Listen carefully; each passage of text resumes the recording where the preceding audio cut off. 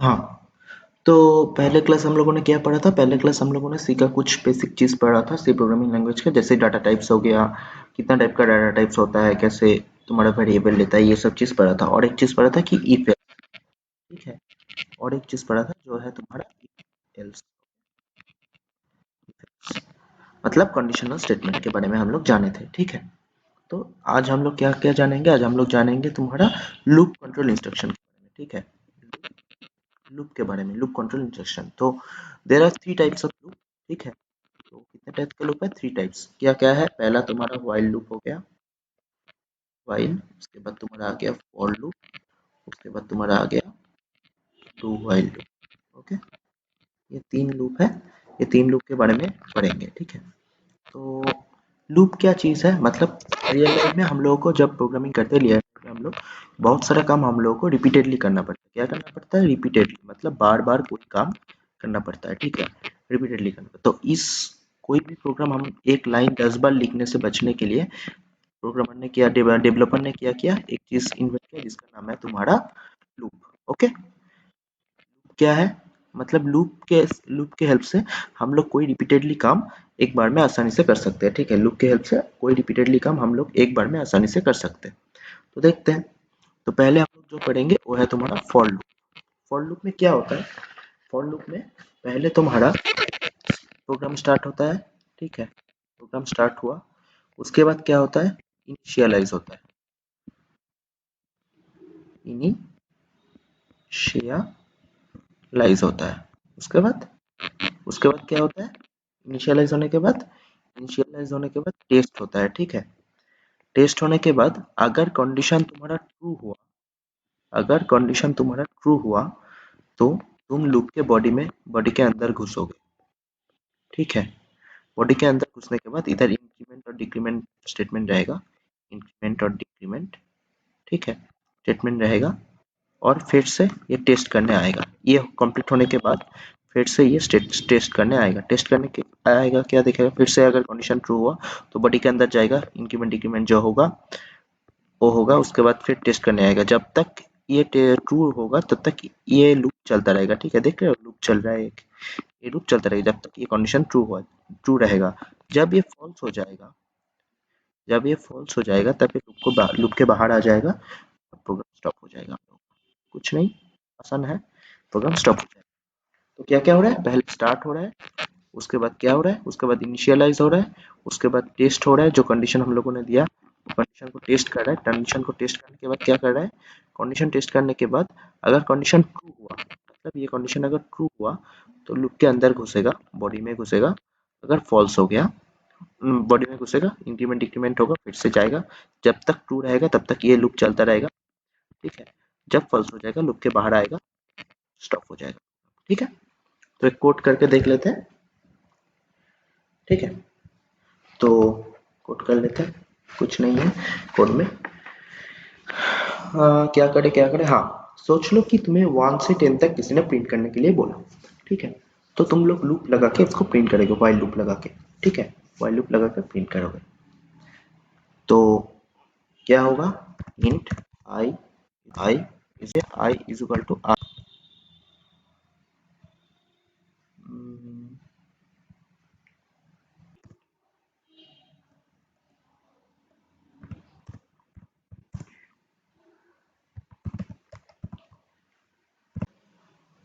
तो क्या देखेंगे हम लोग? जो प्रोग्राम प्रिंट किए थे हम लोगों ने पहले व्हाइल लूप के अंदर, उसी प्रोग्राम को फॉर लूप की हेल्प से प्रिंट करके देख लेते हैं, ठीक है। तो फॉर लूप लगाते हैं, i is equal to 1, i less than is equal to 20, i plus plus printf. उसके बाद प्रिंटफ होने के बाद परसेंटेज टी तुम्हारा आई। ओके, हो रहा है। तो इसको रन करके देख लेते हैं, ठीक सही लिखा है या गलत लिखा। तो देखो 1 से 20 तक हम लोगों का प्रिंट हो गया, ठीक है। कैसे हो रहा है एक बार देख लेते हैं कि कैसे हो रहा है। क्या क्या हम लोग जो बोले थे थियोरेटिकली वो प्रैक्टिकल के साथ मिला के देखते हैं, ठीक है। तो देखो क्या हो रहा है कि पहले देखो हम लोग क्या बोले थे, इनिशियलाइज करने बोले थे तुम लोगों को, ठीक है, इनिशियलाइज करने बोले थे प्रोग्राम इधर। तो हम लोग इनिशियलाइज किए i इज इक्वल टू 1, ठीक है, मतलब 1 से स्टार्ट हो रहा है। उसके बाद हम लोगों ने क्या बोला था कि टेस्ट करो i लेस देन 20 है क्या, 1 क्या, 1 पहले हुआ तो 1 20 से छोटा है या बड़ा है, अगर छोटा है तो i प्लस प्लस करो और i का वैल्यू प्रिंट कर दो। i प्लस प्लस मतलब नेक्स्ट लूप के अंदर जब आओगे तब i का वैल्यू हो जाएगा तुम्हारा 2, ठीक है। i प्लस प्लस का मतलब है तुम्हारा i plus 1, okay, i plus plus का यही मतलब होता है।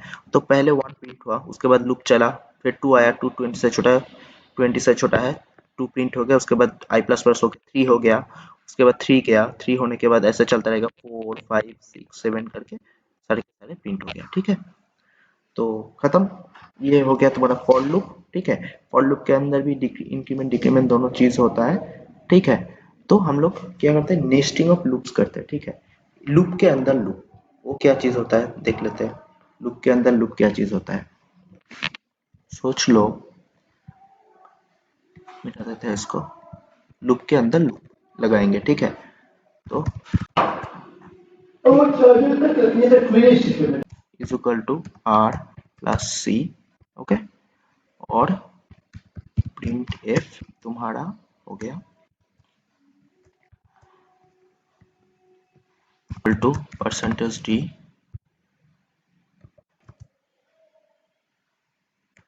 सम equal to percentage d slash n, उसके बाद r c and sum, okay.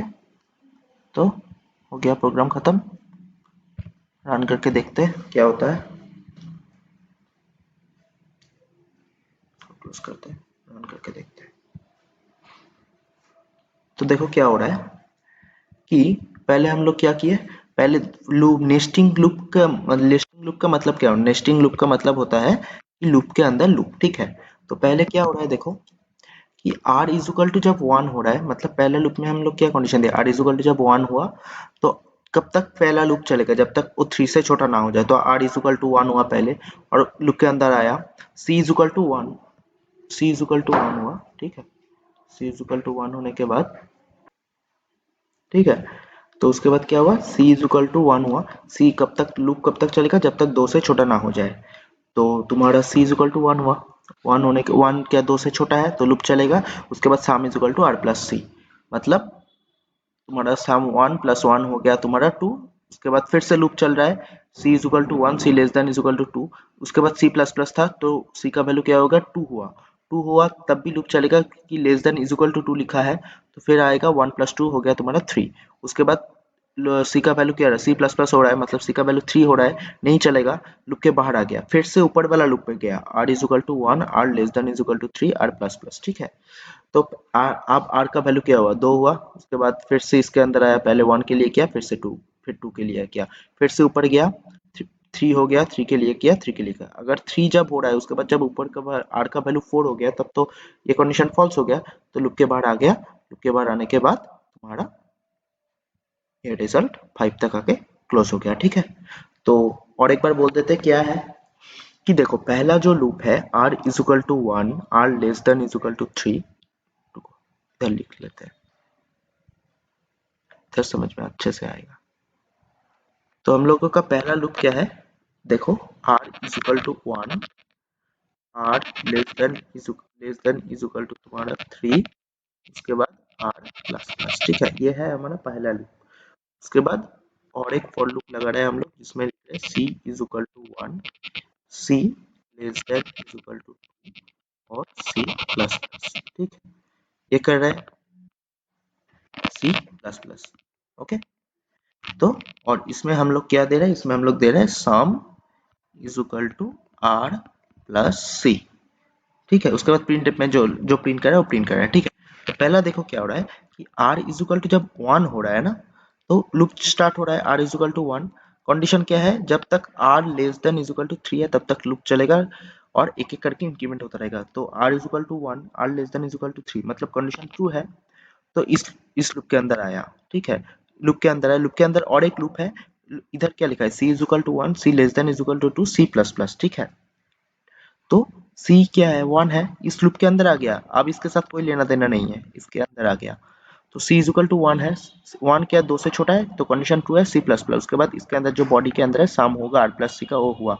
उसके बाद फिर से लूप चला, c का वैल्यू अब क्या हुआ, 2 हुआ।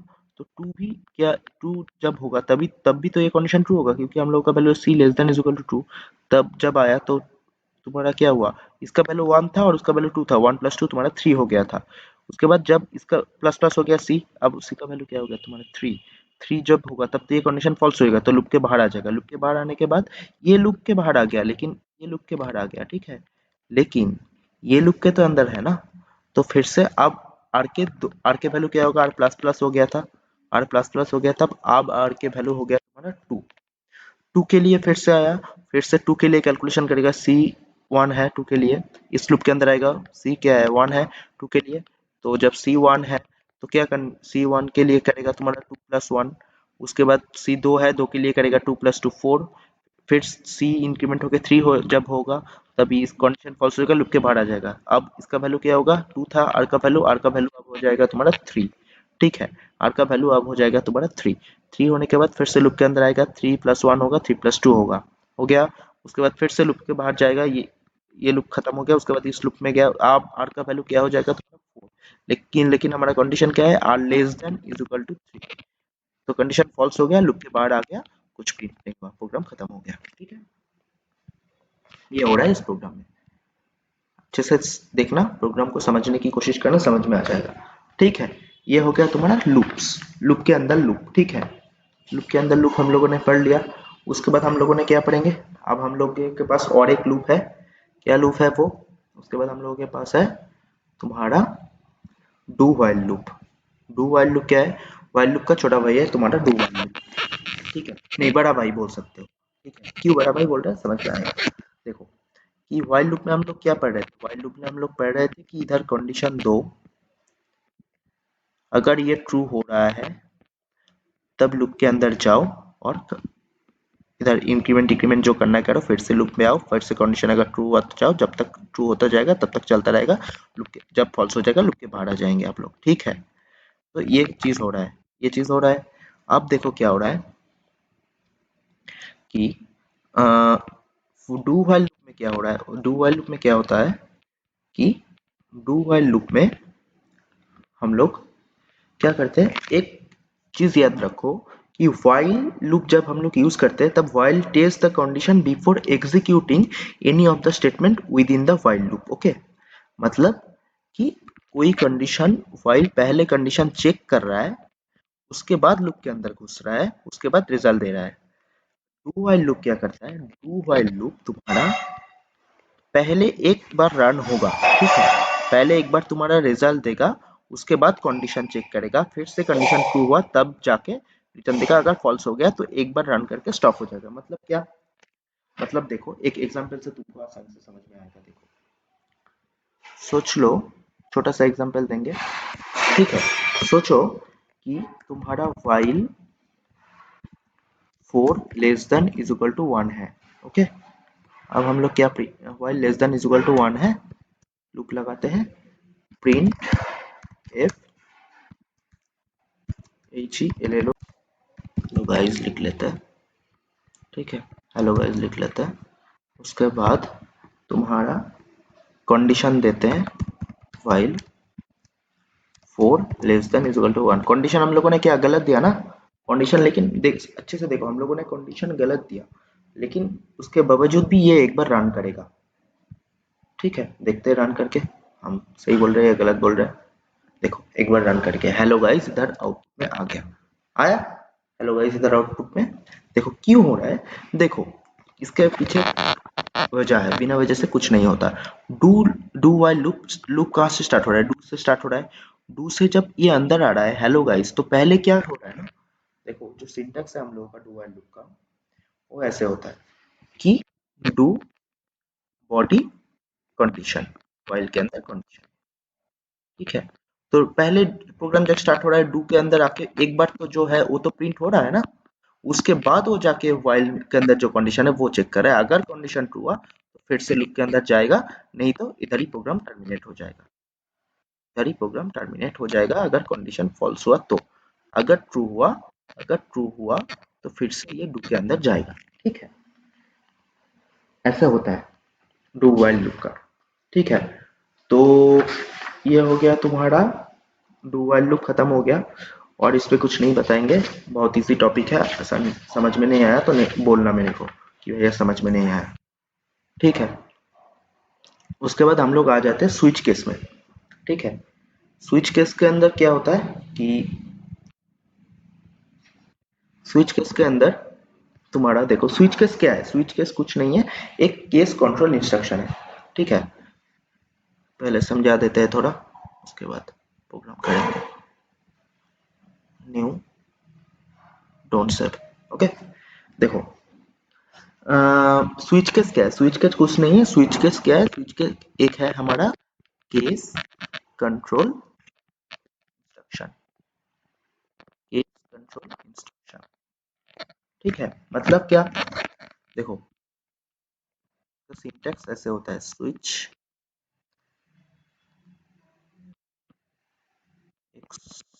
एक्सप्रेशन, ठीक है, उसके बाद case state one do this break,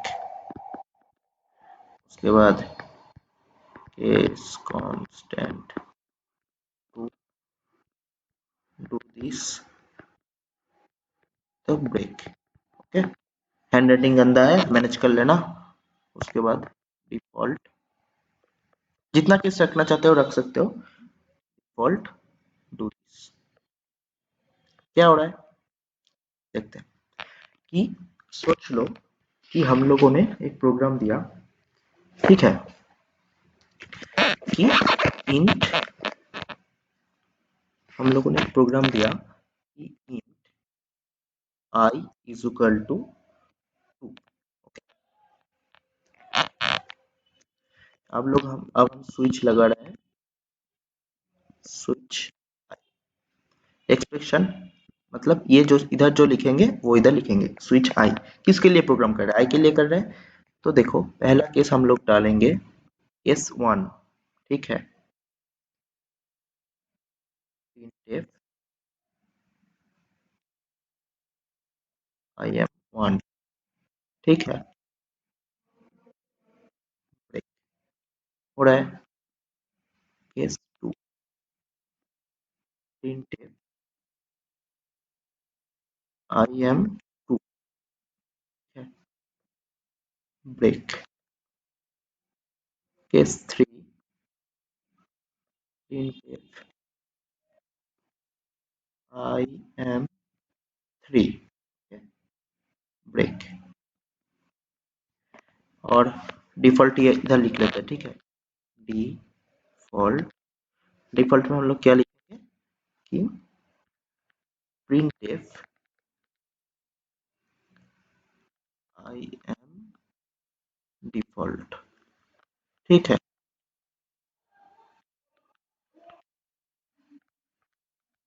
zero. देखो क्या हो रहा है,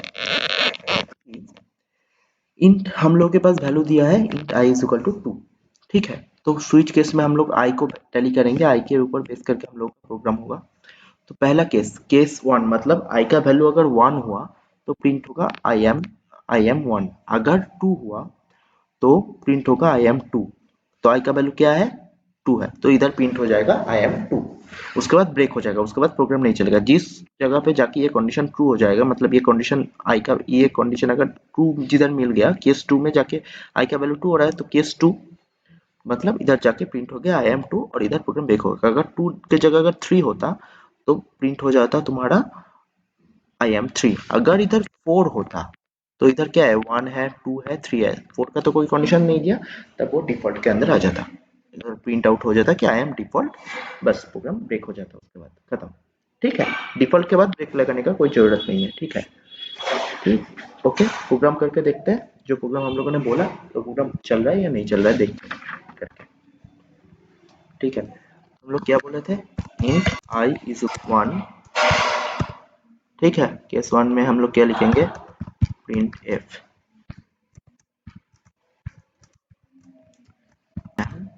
1, i m 1, okay, slash n दे देते हैं, उसके बाद ब्रेक लगा देते हैं, BREA ब्रेक, ठीक है। इसको हम कॉपी कर लेंगे, इतना कौन लिखेगा, कंट्रोल C, कंट्रोल V, ठीक है। स्पेस मार के इधर है ना, ये हो गया, उसके बाद कंट्रोल V, ठीक है। इधर हम लोग देंगे केस 2, इधर हम लोग देंगे केस 3, और इधर हम लोग लिखेंगे डिफॉल्ट, DEF डिफॉल्ट, ठीक है। कैरेक्टर एक वेरिएबल लेंगे, OPE कैरेक्टर ऑपरेटर ले लिया हम लोगों ने, OPERATOR ऑपरेटर ले लिया। उसके बाद हम लोगों ने क्या किया, उसके बाद हम लोगों ने कैरेक्टर ऑपरेटर OPERATOR ऑपरेटर ले लिया। उसके बाद हम लोगों ने क्या किया, फ्लोट एंटर एंड टू बोले, उसके बाद इंटर टू नंबर्स, एक स्लैश एन लगा दे, स्लैश एन लगाने का जरूरत नहीं है, ठीक है। स्कैन एफ दे देते हैं, स्कैन एफ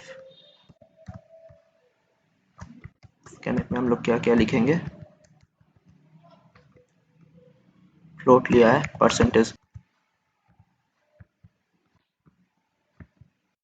क्लास के लिए लिखेंगे print F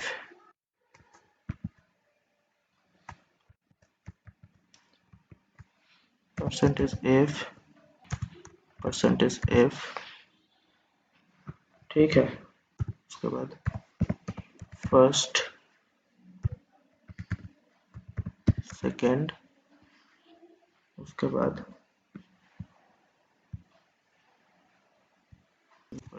percentage F first second and default बाद, ठीक। ब्रेक लिखने का कोई ज़रूरत नहीं है, और स्टेटमेंट में कुछ अलग चीज़ लिखते हैं, ठीक है। इधर लिख देते हैं कि एरर केस, ठीक है। इंडेंटेशन भी सही कर लिया हम लोगों ने। अब प्रोग्राम रन करके देखते हैं, कुछ गलती हुआ, अच्छा इधर हम लोगों ने चेंज नहीं किया, स्टार, और इधर दे दिया तुम्हारा डिवाइड, ओके। अब सही है, अब रन करके देखते हैं। इंटर टू नंबर्स क्या एरर दे रहा है, प्रिंट लिखा हूँ, प्रिंट एफ होगा, यही होता है बहुत सारा प्रोग्रामिंग लैंग्वेज में, पाइथन और सी में मेरा गलती हो जाता है बीच बीच में, ठीक है। तो रन करके देखते हैं, अब चल जाना चाहिए। हाँ, इंटर एंड ऑपरेटर दिखा रहा है, सोच लो हम लोगों ने चूज किया तुम्हारा प्लस, इंटर टू नंबर्स 45 और 6, उसके बाद क्या 5 और 6 इंटू करके 30 आ गया, ठीक है, हो गया। तो ये हो गया हम लोग का एक सिंपल कैलकुलेटर, ठीक है। सिंपल कैलकुलेटर खत्म हो गया। तो हम लोगों ने आज बहुत सारा चीज पढ़ लिया, कि बेसिक चीज था सब। तो नेक्स्ट क्लास में क्वेश्चन पूछ सकते हैं, पूछ सकते थे हम सब, सॉरी, नेक्स्ट क्लास में हम लोग क्वेश्चन पूछेंगे, हम क्वेश्चन पूछेंगे तुमसे, फॉर लूप से, तुम्हारा क्या क्या डू व्हाइल लूप से, और उसके बाद व्हाइल लूप से क्वेश्चन पूछेंगे, और तुम्हारा जो है, और क्या पढ़ा, और स्विच पढ़ा, ये सारे चीज से हम लोग क्वेश्चन पूछेंगे, मैं क्वेश्चन पूछूंगा तुम लोगों से, ठीक है। और जो पढ़ा है पढ़ के आना, और जो चीज़ समझ में नहीं आया मेरे को ग्रुप में मैसेज करके बोलना, या पर्सनल मैसेज करके बोलना, जो तुम्हारा मर्जी है वो करना, कोई दिक्कत नहीं है। और ठीक है, ख़त्म करते हैं, गुड नाइट।